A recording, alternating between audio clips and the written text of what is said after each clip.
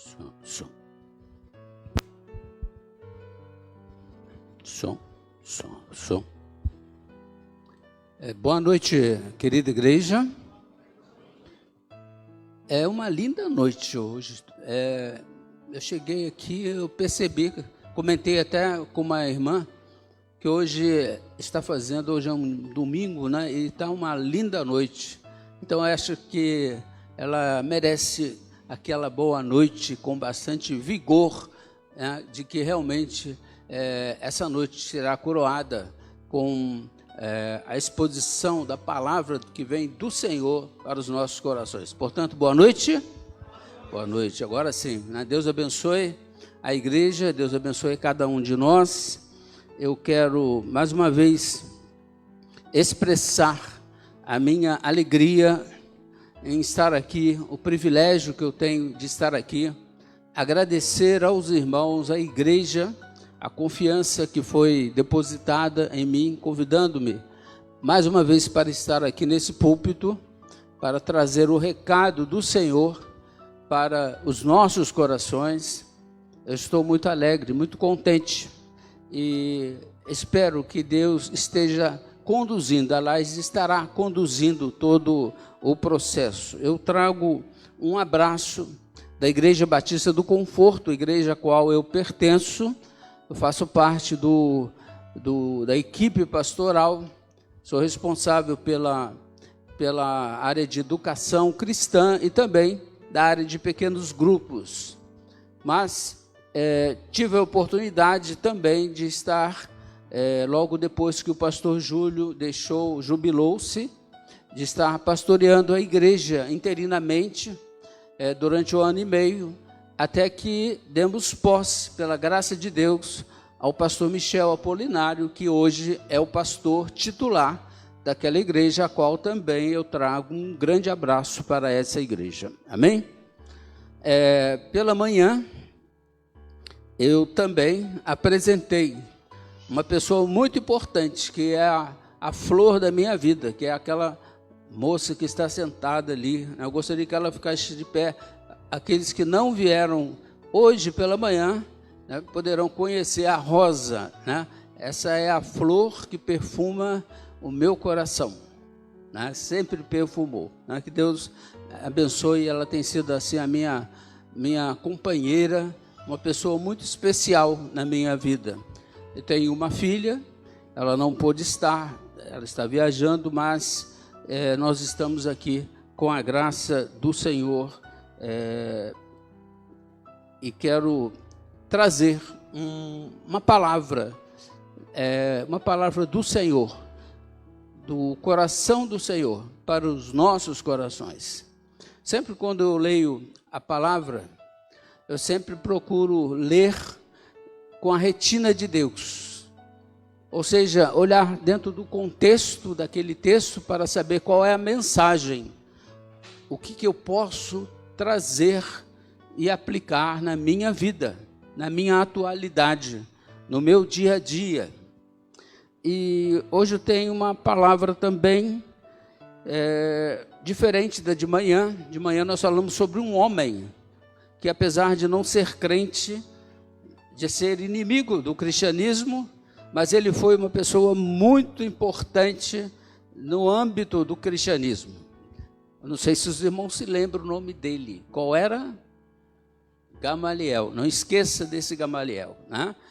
Mas agora à noite eu quero falar sobre dar um mergulho no Antigo Testamento e quero chegar ali no período em que o reino de Israel estava dividido entre o reino do norte, que era o Israel, que tinha como rei o rei Acabe, e o reino do sul.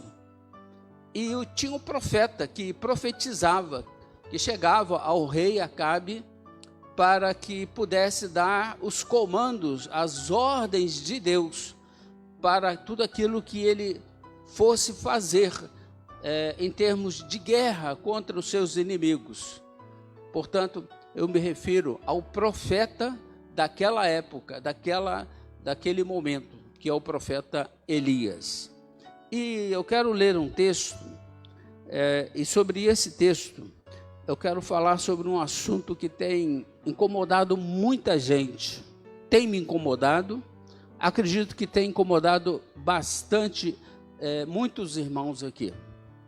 Eu quero falar como que nós podemos olhar pela escassez com os olhos da fé. Elias, ele foi chamado por Deus para olhar a escassez com os olhos da fé.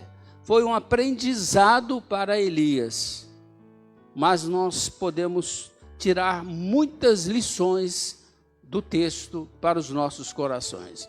Quero ler 1 Reis, capítulo 18, a partir do verso 41 até o verso 46. 1 Reis 18, 41 até 46, diz assim a palavra do Senhor. Então Elias disse a Acabe: suba, vá comer e beber, porque já se ouve o barulho de abundante chuva.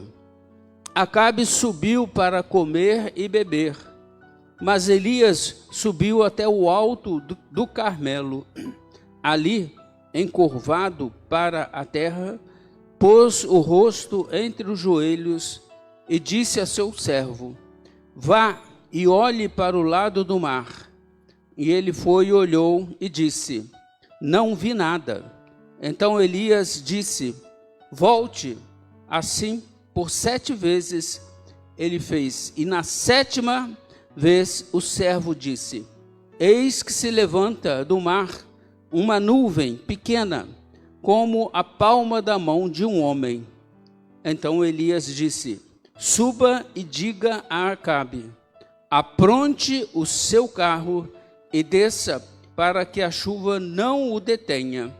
Em pouco tempo, o céu escureceu com nuvens e vento, e caiu grande chuva. Acabe subiu ao carro e foi para Jezreel. A mão do Senhor veio sobre Elias, que cingiu os lombos e correu na frente de Acabe, até a entrada de Jezreel. Pai querido, muito obrigado, Deus, pela tua palavra. Essa palavra, Deus, que é inspirada pelo Senhor, porque ela é a tua revelação na nossa história. É o Senhor diluindo a tua palavra, o teu ser, na nossa história, de uma forma gradativa. E essa palavra, ela culmina, ela fecha em Cristo Jesus. Mas nós estamos num momento em que o Senhor está mostrando um lado muito prático da tua forma de ver uma inconformidade nossa. Está nos mostrando como que o Senhor fica irado quando os teus servos não andam dentro dos teus caminhos. Portanto, ó Deus, mostra-nos, ajuda-nos, ó Deus, que o teu Santo Espírito use-me, ó Deus, para o teu propósito, e que essa palavra, ó Deus, possa ser aplicada em cada coração pelo Espírito Santo, de acordo com a necessidade de cada um. Abençoa, ó Deus, e que o nome de Jesus seja glorificado nessa noite, neste culto ao Senhor. Culto que não começou, mas que está tendo continuidade. E esse culto, ele só encerrará no céu.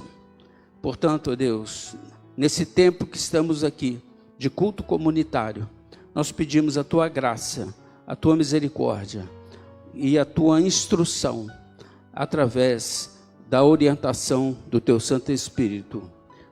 Eu oro em nome de Jesus. Amém. Amém.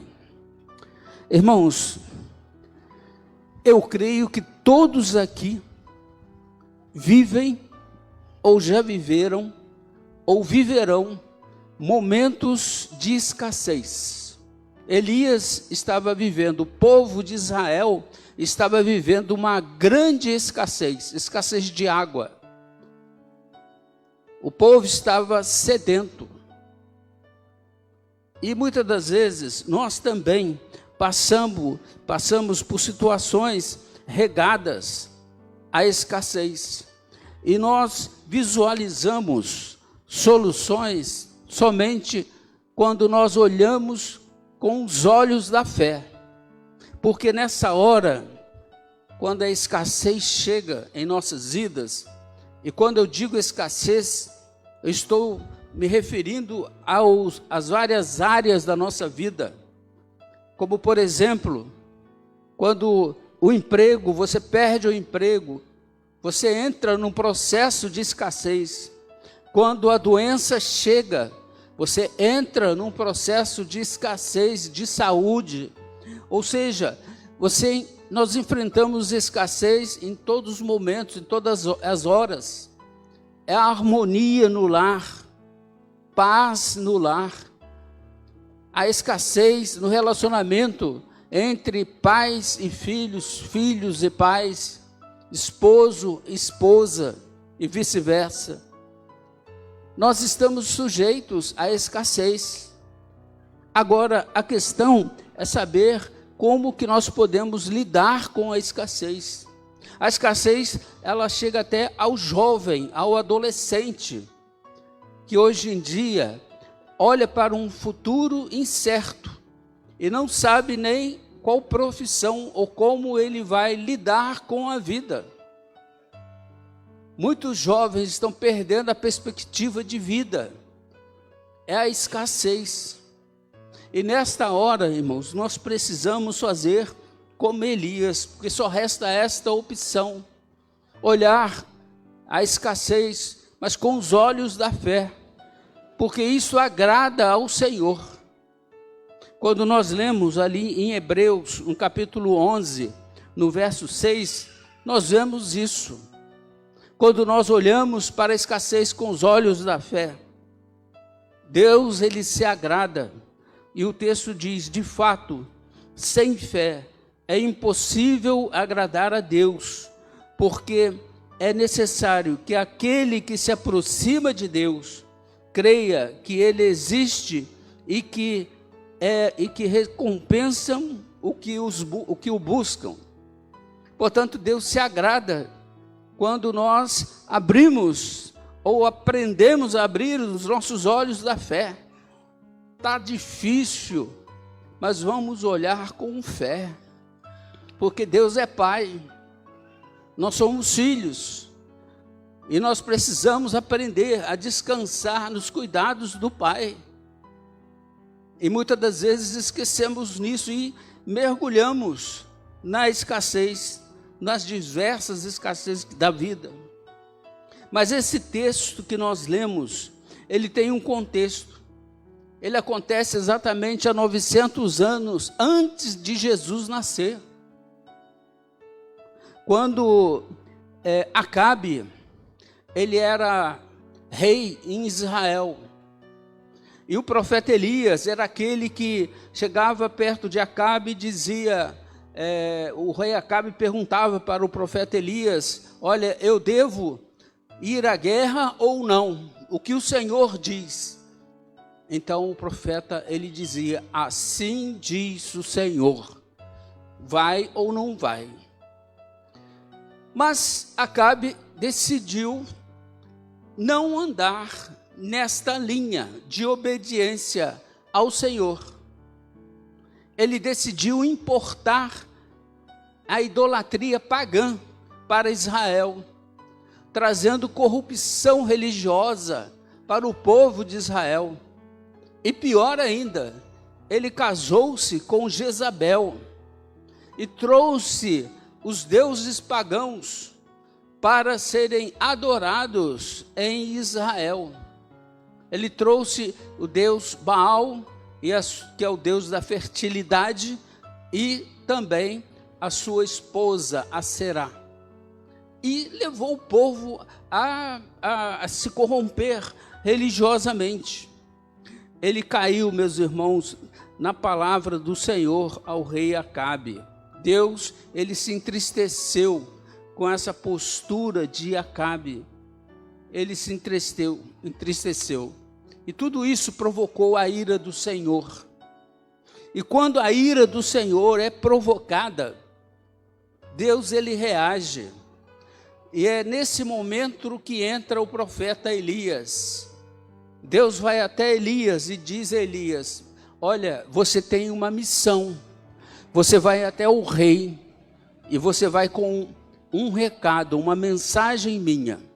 E essa mensagem, ela está no capítulo 17, no verso 1, que diz assim: o Senhor envia Elias ao rei de Israel, Acabe, com um recado: tão certo como vive o Senhor, Deus de Israel, a quem eu sirvo, não haverá orvalho nem chuva nos próximos anos, a não ser quando eu disser. Irmãos, Elias, ele creu. Ele creu nessa palavra. Ele creu porque ele foi corajoso. Ele foi até o rei. Ele encontrou-se com o rei. E ele deu o recado de Deus, aquela fala profética para o rei. E com isso ele colocou a sua cabeça a prêmio. Porque Israel iria passar por um processo de seca. Seus irmãos não têm ideia, nós moramos num país tropical. Nós temos vivido momentos difíceis, quando não chove. Como que é desconfortante.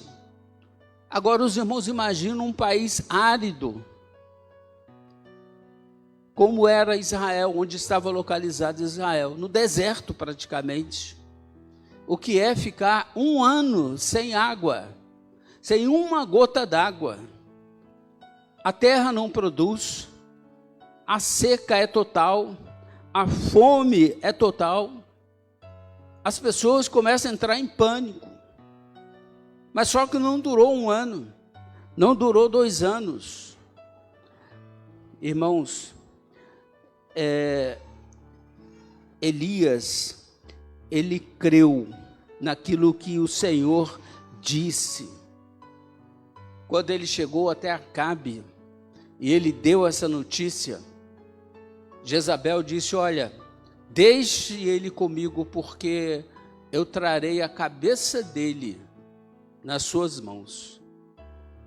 E Elias, ele passou a ser perseguido por toda a terra. Mas só que Elias creu também na palavra do Senhor que disse: Elias, vá para o deserto, não para morrer, mas lá você será sustentado pelos corvos. E Elias foi. E os corvos sustentaram Elias, porque Elias creu. Ele estava aprendendo, ele estava num aprendizado de olhar a escassez pelos olhos da fé.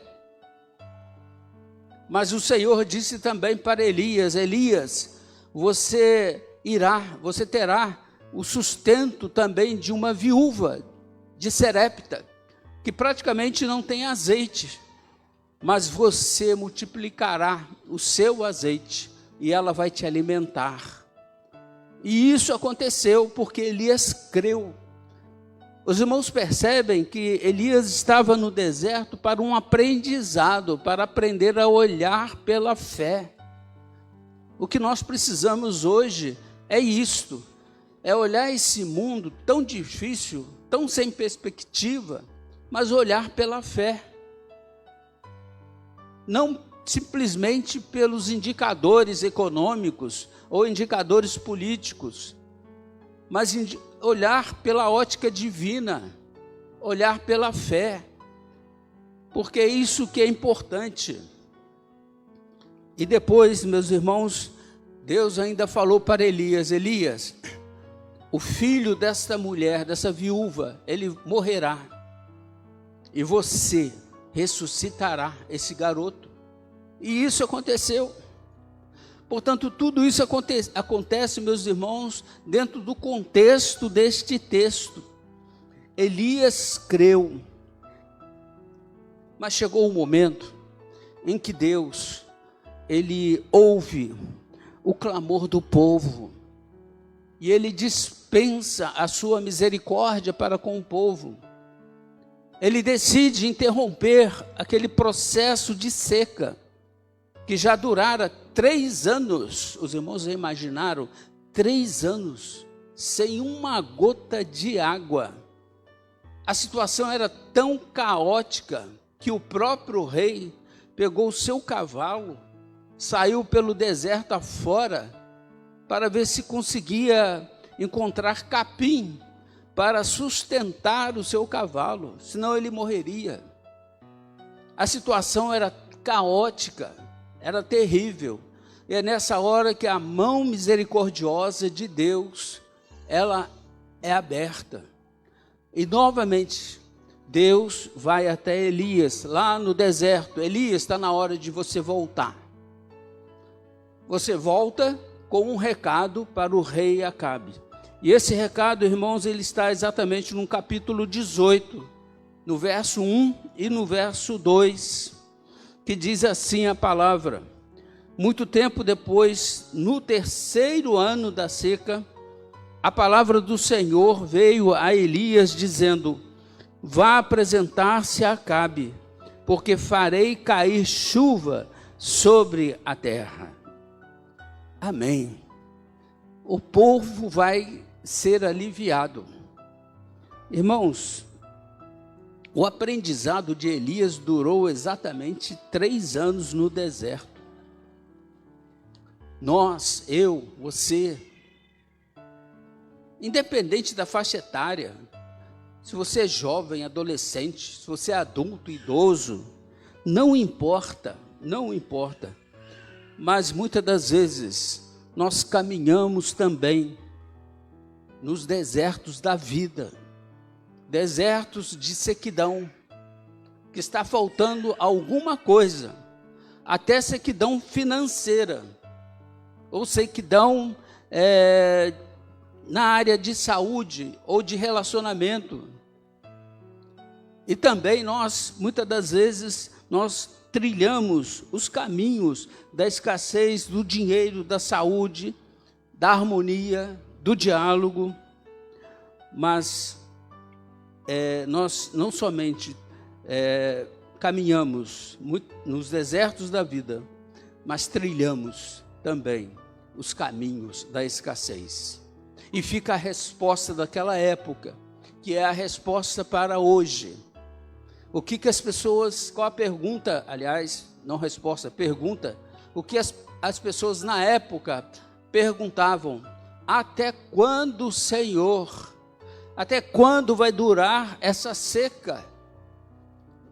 E hoje também, diante da sequidão, diante da escassez, nós perguntamos: até quando, Senhor, vai durar essa situação comigo? Até quando? Irmãos, isso é um limite, é o ponto que nós chegamos de extrema dependência de Deus. E Deus gosta disso. Quanto mais dependentes de Deus, melhor. Quanto mais. Até quando, Senhor? Elias aprendeu. Você também pode aprender a olhar pelos olhos da fé. Você também pode. Quantas pessoas hoje estão caminhando em caminhos tão complicados, tão difíceis? Quantas pessoas estão lidando com escassez em diversas áreas da vida, que leva à depressão, que leva à ansiedade, por causa das preocupações desse mundo? Mas nós temos que olhar para a escassez, meus irmãos, com os olhos da fé, como Elias fez. Elias ouviu pela fé, ele ouviu o barulho e ele viu a chuva. Elias aprendeu a lição. Elias, ele foi um profeta que soube aproveitar as oportunidades para enxergar com os olhos da fé. Acabe não. Interessante, meus irmãos, que em 1 Reis, no capítulo 18, no verso 41, depois que Elias, a chuva já estava para cair, Elias disse a Acabe: suba, Acabe, vá comer e beber, porque já se ouve o barulho da abundante chuva. Isso, meus irmãos, é exatamente ver com os olhos da fé. Acabe não viu, nem ouviu nada, porque a vibe de Acabe era outra. Ele estava completamente desconectado com os olhos da fé. Mas Elias, ele percebeu que a chuva estava chegando. Ele creu no que o Senhor disse: a chuva vai cair. A chuva vai cair. Mas quando? A que horas? Quais são os sinais? Isto Deus trabalhou no coração de Elias. Momento de escassez é a única alternativa que nós temos, é ter fé. Ter fé é orar, é olhar o mundo com os olhos da fé. Para isso, meus irmãos, um desafio foi necessário. Não um desafio de armas, mas um desafio religioso. Porque Israel estava cheio de profetas de Acabe, 400 profetas, sacerdotes, e tinha mais 400 de Aserá.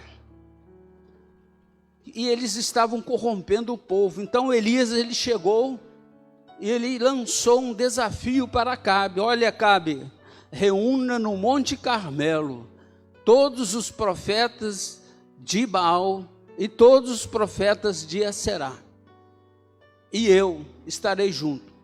Eles vão fazer o sacrifício para o Deus deles, que é o Baal, e para Aserá.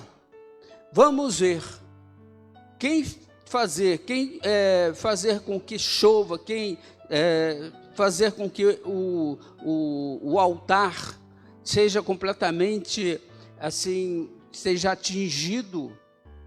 Esse Deus, ele é o verdadeiro. E Jezabel aceitou, e Acabe também. E assim todo mundo subiu para o Monte Carmelo, e todos os israelitas foram.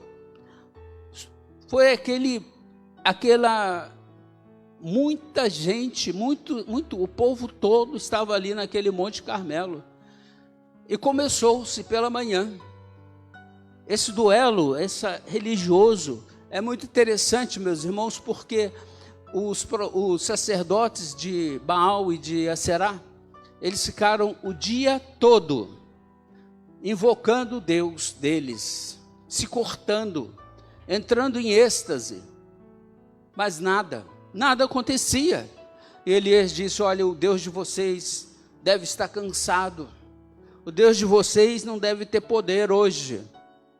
Eu acho que está na hora de eu mostrar o Deus de Israel, o poder do Deus de Israel. Irmãos, é nessa hora que nós tiramos lições como enxergar pelos olhos da fé. É a partir daqui que a gente começa a perceber como nós podemos enxergar através dos olhos da fé. E depois no final do dia, quando quando Baal e Aserá não conseguiram fazer nada, Elias, ele começou a fazer o seu sacrifício ao Deus de Israel. E nessa hora ele fez, mas olhando pela fé, olhando com os olhos da fé. E meus irmãos, a escassez a falta de água ainda era grande, ainda não tinha caído chuva. Mas a pergunta que eu quero fazer é exatamente essa: como nós podemos olhar pelos olhos da fé? Sabe como? Eu quero tirar 3 lições aqui. Em primeiro lugar, olhe para a escassez através do pacto que Deus tem com você. Você entendeu? Olhe através do pacto. Deus tem um pacto com você. Olhe no verso 31. Olhe bem no verso 31. Elias, ele pegou 12 pedras selecionadas, não pedras usadas. Ele pegou aquelas 12 pedras, ele erigiu um altar, ele montou um altar, ele pegou um animal, ele cortou o animal, colocou o animal sobre o altar, como se fosse um churrasco, um holocausto é um churrasco. Fez as canaletas para que a gordura pudesse escoar,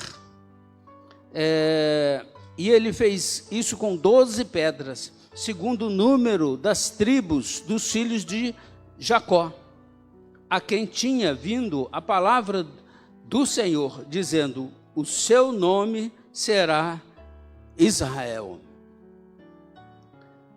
Irmãos, certas coisas a gente esquece, como crentes, como igreja. Isto aqui é uma coisa. Nós esquecemos que Deus tem um pacto conosco. E o pacto de Deus, ele é inviolável. O pacto que Deus faz está feito. E lá no passado,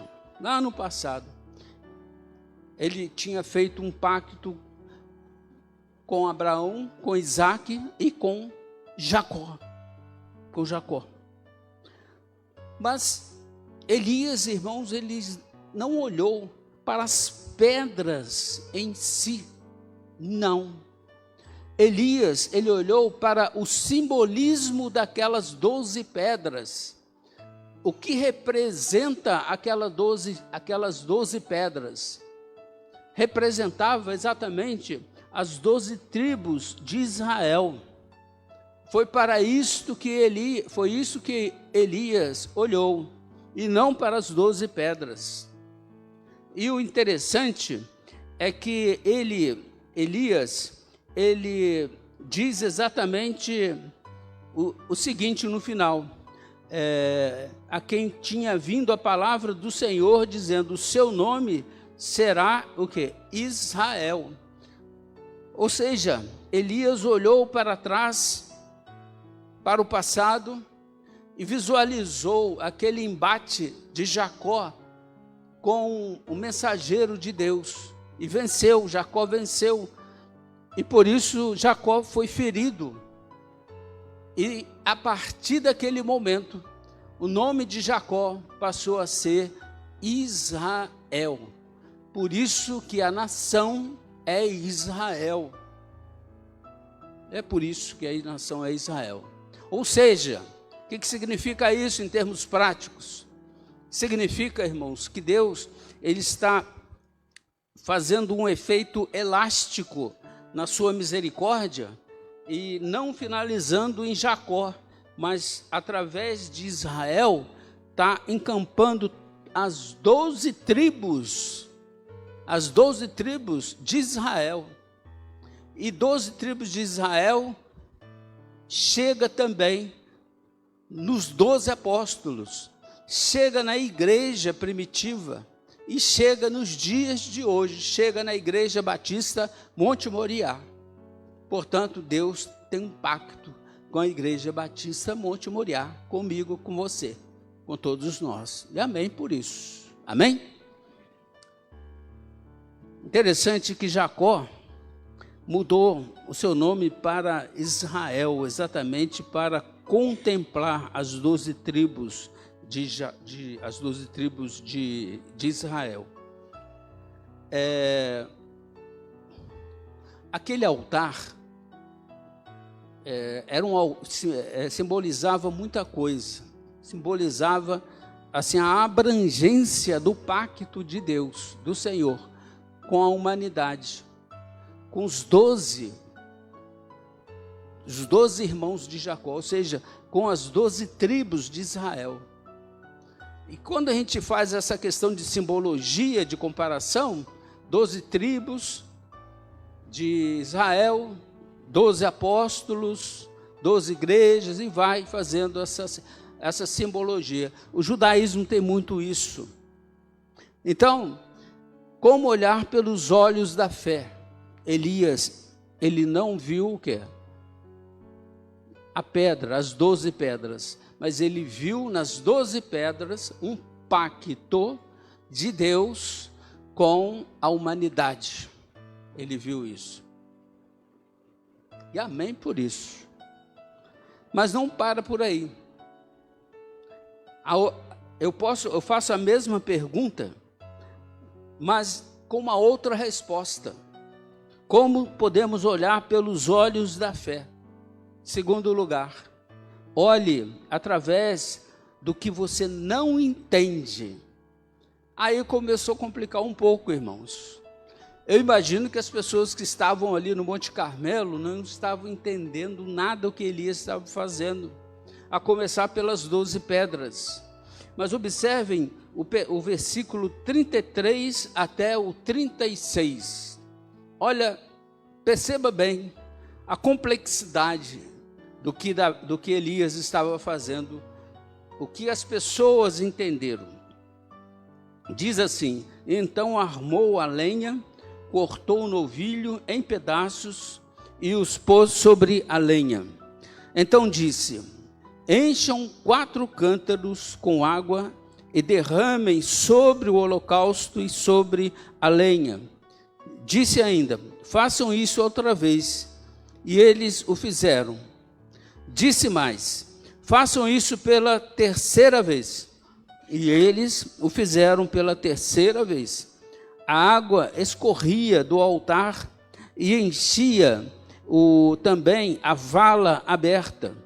Quando chegou a hora do sacrifício da tarde, o profeta Elias se aproximou do altar e disse: ó Senhor, Deus de Abraão, Deus de Isaque, de Israel, que hoje se fique sabendo que tu és Deus em Israel, e que eu sou o teu servo, e que segundo a tua palavra fiz todas essas coisas. O que não se entende aqui? Olhar a escassez pelo que não se entende. A seca estava lá. E aqui, Elias, ele pegou 4 jarros de cântaro e disse para jogar água sobre todo o altar, sobre a carne, sobre as pedras. Ele encheu até as valas. Aí depois que jogou aqueles jarros, jogou água sobre tudo aquilo, aí Elias falou assim: mais uma vez. Aí depois que foi a 2ª vez, ele disse: olha, mais uma vez. Ele só orou ao Senhor depois que completou quantas vezes? Quantas vezes ele regou aquela fogueira, aquele altar? Quantas vezes? Quantas? Está muito baixo, irmãos. Quantas vezes? 3. 3 vezes. Agora eu pergunto para os irmãos: 3 vezes. Por que Elias, ele molhou aquele altar e toda aquela carne, toda a lenha, tudo?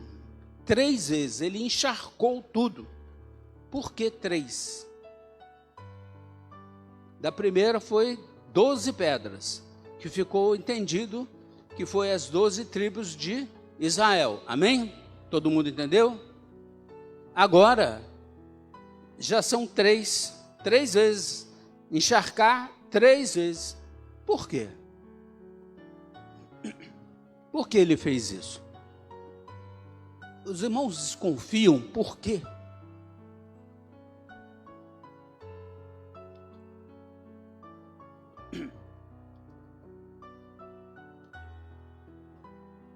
Mas, se os irmãos pensarem um pouquinho, os irmãos vão entender uma coisa. Elias, ele enxergou, no simbolismo das 12 pedras, ele enxergou as 12 tribos de Israel, inclusive eu, inclusive você, inclusive nós. Nas 12 pedras, Elias viu tudo isso pelo olhar da fé. É isso que nós precisamos aprender. Mas agora, encharcar 3 vezes, Elias viu pelos olhos da fé uma aliança, um pacto inviolável do Senhor para com a humanidade, para com o seu povo. Ou seja, Deus, ele estava fazendo um pacto, ele fez um pacto, mas ele fez em nome do Deus Pai, do Deus Filho e do Deus Espírito Santo, da Trindade. Por isso, 3 vezes. Por isso, 3 vezes.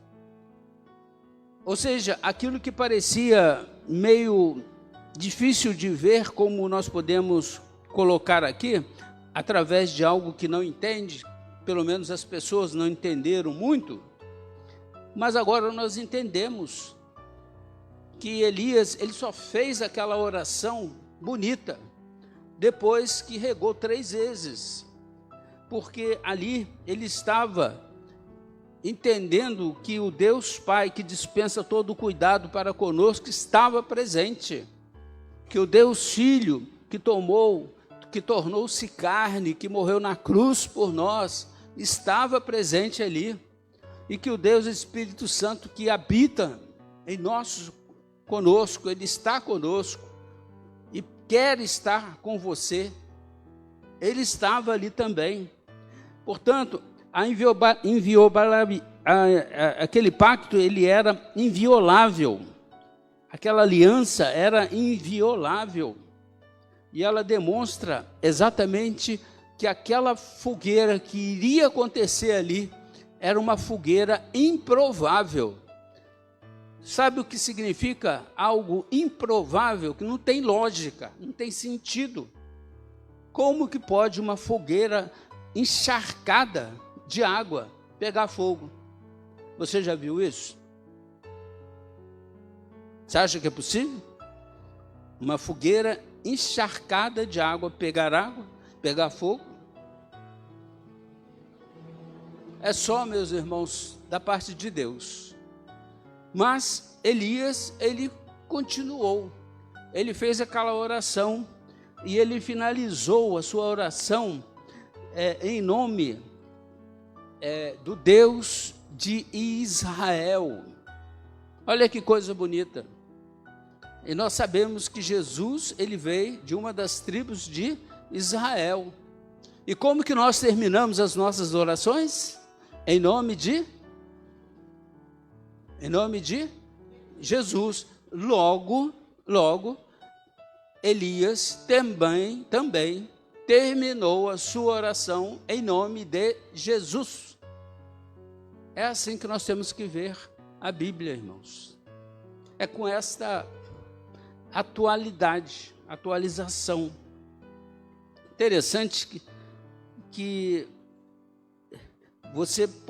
nós sempre estamos, meus irmãos, ali naquele Monte Carmelo. As pessoas assistiram a tudo, estavam todos ali.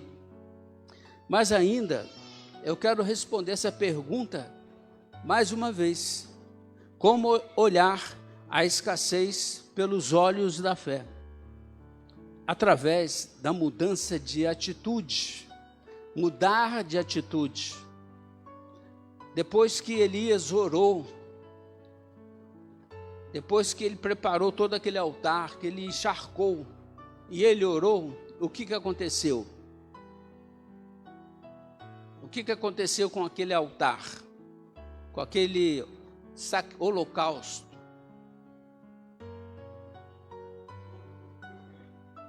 O que foi? O fogo desceu, o fogo consumiu a tudo. E a partir daquele momento, Elias disse: olha, este é o Deus de Israel, porque através de uma improvável fogueira, ele se manifestou. Portanto, esse Deus Baal, esse Deus Aserá, ele será banido de Israel, juntamente com todos os seus sacerdotes. E ele provocou uma empreitada e matou todos os profetas e derrubou todos os ídolos de Israel. Ele fez uma limpa em Israel. Era isso que Deus queria.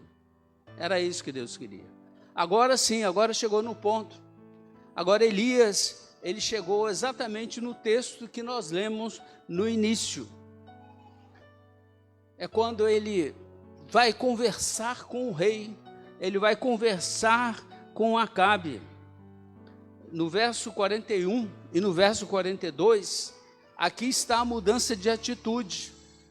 No verso 41 diz assim, então Elias disse a Acabe: suba, vá comer e beber, porque já se ouve o barulho de abundante chuva. Acabe subiu para comer e beber, mas Elias subiu até o alto do Carmelo.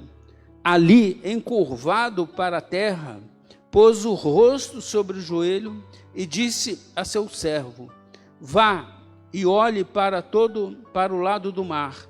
Ele foi e disse: não vi nada. Então Elias disse: volte. E assim por 7 vezes, e na 7ª vez o seu servo disse: eis que se levanta do mar uma nuvem pequena, como a palma da mão de um homem.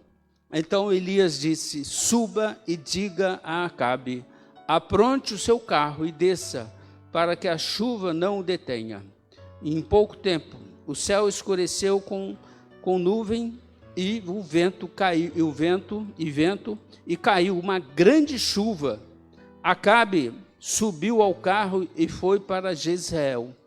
A mão do Senhor veio sobre Elias, que cingiu os lombos e correu na frente de Acabe até a entrada de Israel. Irmãos, interessante.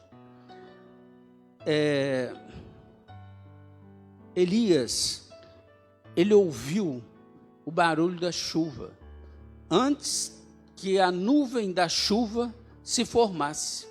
Antes de formar-se a chuva, a nuvem, Elias ouviu o barulho. Tudo já estava resolvido. E ele disse para o seu ajudante: olhe para o mar. E ele foi, olhou e disse: eu não estou ouvindo nada. E ele fez isso 7 vezes. E depois, na última vez, ele disse: olha, eu vejo uma nuvem que esconde atrás da minha mão. Aí falou, e Elias disse para ele exatamente isso: olhe, corre e diga para Acabe que a chuva vai cair torrencialmente. E caiu mesmo. Só que foi a grande oportunidade que Acabe teve de mudar de atitude. Interessante, meus irmãos, que enquanto Acabe foi comer, o que foi fazer Elias? Para onde foi Elias? O profeta Elias disse para Acabe: sobe e vá comer. E Elias, ele foi para onde? Para o monte Carmelo. E chegou lá, ele se ajoelhou, ele se humilhou diante do Senhor, e ele agradeceu a Deus, E ele disse: obrigado, meu Deus, porque agora eu estou vendo pelos olhos da fé. Eu aprendi a enxergar pelos olhos da fé. E a partir daquele momento a chuva começou a cair. E Elias teve que até salvar Acabe, porque a chuva era demais. E o que nós vemos aqui? Nós vemos exatamente mudança de atitude. Acabe poderia muito bem dizer para Elias: Elias, eu vou com você, eu vou orar com você no Monte Carmelo. Mas não, ele foi para casa, ele foi se alimentar. Como que as pessoas erram? Ele poderia ter mudado de atitude, mas não mudou. Ele poderia aprender a olhar pelos olhos da fé, mas não quis. Elias e Acabe tiveram experiências opostas com Deus. Ou seja, Elias creu. Quando Deus disse: não vai chover, depois disse: vai chover, depois disse: olha, a chuva está chegando. Mas Acabe não creu. Interessante que é uma questão de mudança de atitude, mas as pessoas não aproveitam a oportunidade para mudar de atitude. E talvez você precise mudar a sua atitude, olhar a escassez com os olhos da fé. Você está precisando. Não seja como Acabe. Acabe continuou na vidinha dele, olhando a vida da forma natural, com os olhos naturais. Elias creu. Acabe, ele não creu ao ouvir a notícia da seca do Senhor, ao ouvir a notícia de que a água voltaria, que a chuva voltaria. Elias ouviu e viu a chuva caindo, mas Acabe não viu e nem ouviu, porque ele não quis mudar de atitude. Irmãos, olhar pelos olhos da fé é preciso uma certa intimidade com Deus. Foi por isso que Elias foi para o deserto, porque ele precisava ter um aprendizado nesta questão. Possivelmente você precise também caminhar no deserto para aprender. Acabe, ele não creu, ele preferiu continuar a sua vida do jeito que estava. E eu quero concluir dizendo exatamente isso. Diante da escassez que você vive neste momento, você quer continuar olhando pelos seus olhos naturais, vendo as coisas dentro dos seus possíveis e dentro dos seus impossíveis, ou você quer aprender a olhar pelos olhos da fé? É esse o desafio para você nessa noite. A experiência de Elias nos mostra isso, olhar com os olhos da fé. Às vezes as coisas estão ruins, você olha, gente, mas que situação difícil, complicada. É porque nós olhamos com os nossos olhos humanos. A gente precisa aprender a olhar com os olhos da fé. Eu quero desafiar você para isso. Se você nessa noite, de uma forma muito sincera, deseja: não, pastor, eu quero aprender, eu quero aprender a olhar com os olhos da fé. Eu preciso, na minha vida, eu estou precisando olhar com os olhos da fé. As circunstâncias de escassez que eu tenho vivenciado, eu preciso. Eu quero orar com você. Eu quero interceder por você. Eu quero pedir a Deus que te abençoe, que te dê vitórias, que abra os seus olhos, que os seus olhos sejam a retina de Deus, para enxergar as possibilidades que Deus tem para a sua vida. Você gostaria de olhar com os olhos da fé? Se você deseja, e eu vou te perguntar uma vez só, eu gostaria de orar com você. Quando eu vi esse texto, veio esse tema no meu coração. E eu disse, eu preciso olhar com os olhos da fé. Eu preciso aprender mais e mais. E eu quero estender essa pergunta, esse desafio para você. Se você quer, eu gostaria que você levantasse uma das suas mãos. Eu quero orar com você nessa noite, nessa linda noite. Deus abençoe, Deus abençoe, Deus abençoe. Nós vamos ficar de pé, nós vamos orar.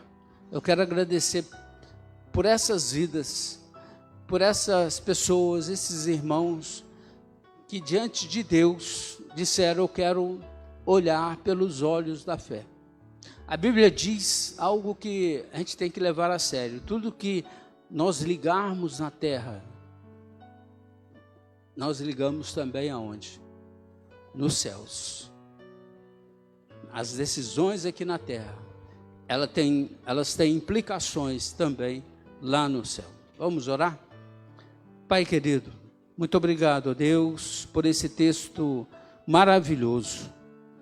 Esse texto, Deus, que envolve o profeta Elias, um grande profeta do Senhor, que profetizou numa época tão difícil, Deus, uma época de escassez. E ele foi obediente, ele creu no Senhor.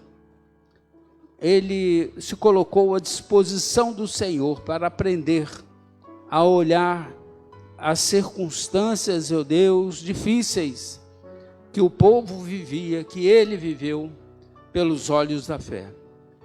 E eu quero, Deus, colocar diante do Senhor também os irmãos e irmãs que também tomaram essa decisão de aprender a olhar pelos olhos da fé. Ó Deus, abençoa essa igreja, ó Deus, que mora no teu coração. Que o Senhor esteja, ó Deus, e estará conduzindo, cuidando, ó Deus, de cada irmão, de cada irmã, de cada adolescente, de cada jovem, de cada criança. Ó Deus, abençoa cada um de nós. E que o Senhor possa nos levar para os nossos lares debaixo da tua graça. E que o Senhor possa nos dar, ó Deus, uma semana abençoada, uma semana de bênção, ó Deus. Muito obrigado, ó Deus, por esse domingo tão maravilhoso, esse domingo tão especial. Eu oro, ó Deus, no nome precioso de Jesus, hoje e sempre. Amém. Amém. Deus abençoe os irmãos. Os irmãos podem sentar.